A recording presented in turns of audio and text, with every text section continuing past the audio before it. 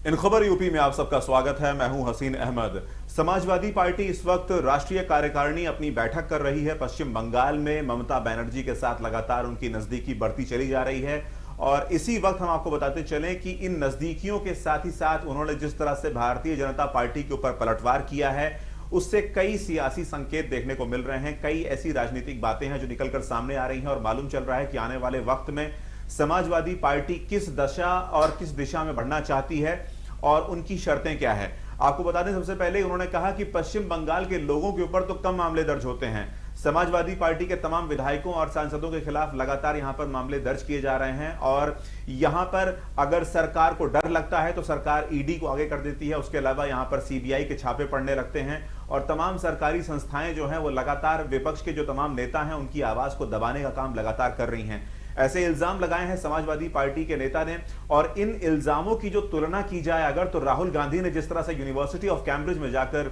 यहां पर एक कार्यक्रम के दौरान यह बात कही थी कि सरकार ऐसी तमाम संस्थाओं का इस्तेमाल करती है विपक्ष की आवाज को दबाने के लिए, तो ये तमाम बातें जो हैं वो एक जैसी मालूम पड़ती हैं। चाहे कांग्रेस की बात की जाए या समाजवादी पार्टी के अध्यक्ष अखिलेश यादव की बात की जाए, ये जो तमाम बातें निकलकर सामने आ रही हैं उन बातों में कहीं ना कहीं लबोलवाब जो है वो एक ही है कि सरकार तमाम एजेंसियों का इस्तेमाल कर रही है और उससे जो देश के लोकतंत्र हैं उसको बहुत ज्यादा खतरा है। यहां पर अखिलेश यादव के बारे में आपको यह भी बताते चलें कि अखिलेश यादव ने यहां पर एक बात कही कि जितना नुकसान भारतीय जनता पार्टी ने यहां पर पहुंचाया है देश को, उतना शायद ही किसी और पार्टी ने पहुंचाया होगा और ये हमारे देश के संविधान को बचाने की लड़ाई है। इन तमाम बातों को करते हुए ये बातें साफ तौर पर निकलकर सामने आ रही हैं कि किस तरह से अखिलेश यादव लगातार यहां पे कोशिश कर रहे हैं एक थर्ड फ्रंट को तैयार करने के लिए, ताकि यहां पर एक तरह से जो सियासी बढ़त है उसको बनाया जा सके। क्योंकि भारतीय जनता पार्टी जिस तरह से लगातार काम कर रही है और जिस तरह से यहां पर उत्तर प्रदेश में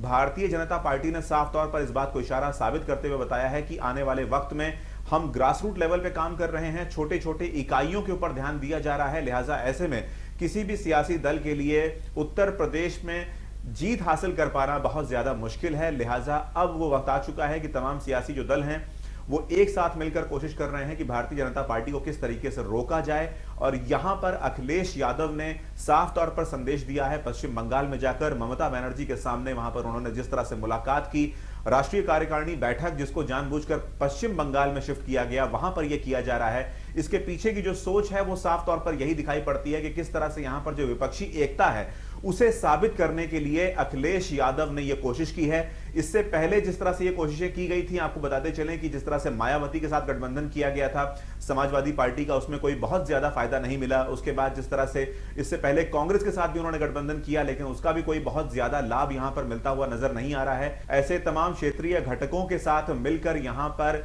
एक नया फ्रंट तैयार किया जाए ताकि ये विकल्प के तौर पर उभरे कांग्रेस और भारतीय जनता पार्टी के अलावा। तो ये तमाम बातें लगातार चल रही हैं और ऐसे में जिस तरह से यहां पर बार बार इल्जाम लगाया जा रहा है कि जितने भी ऐसे न्यायिक जांच एजेंसियां हैं उनका इस्तेमाल किया जा रहा है, यहां पर सत्ता दल जो है वो लगातार कोशिशें कर रहा है कि किस तरह से विपक्ष को अपनी बात कहने ना दी जाए और किस तरह से यहां पर ईडी और तमाम सरकारी एजेंसियों का इस्तेमाल किया जा रहा है। ये तमाम मुद्दे जो हैं वो अखिलेश यादव ने बहुत तेजी के साथ पलटवार करते हुए यहां पर इल्जाम लगाया है भारतीय जनता पार्टी की योगी आदित्यनाथ सरकार पर और साथ ही साथ केंद्र सरकार पर भी लगातार इस पूरे मामले में इल्जाम लगाया है